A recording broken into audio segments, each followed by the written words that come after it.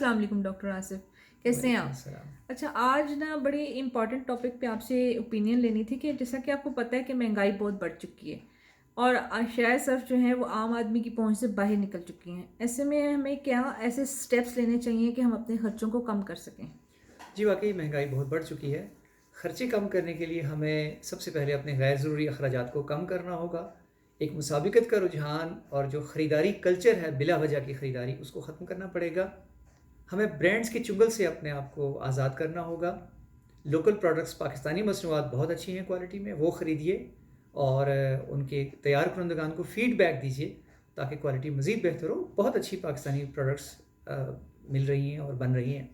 گلی کی نکڑ پر جو دکان ہے وہاں سے خریدیے اور سادہ اشیاء اپنی زندگی میں، سادگی جو ہے اس کو اپنائیے.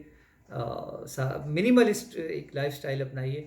اور یہ جو باہر جانے کا، باہر سے کھانے کا کلچر ہے، جو رجحان ہے، اس کو ڈسکریج کریں. سادہ غذائیں کھائیں. ڈبے میں بند یا پروسیسڈ اشیاء خرید کر اس پہ ایکسٹرا ٹیکس دینے کے بجائے تازہ اشیاء خود کٹوا کر، ذبح کروا کے، وہاں سے پیک کروا کے خرید کر کے لائیے اور اپنی زندگی میں آسانیاں اس طرح سے آپ لا سکتے ہیں، اپنے اخراجات کو کم کر سکتے ہیں. اللہ تعالی ہم سب کا حامی و ناصر ہو. Thank you.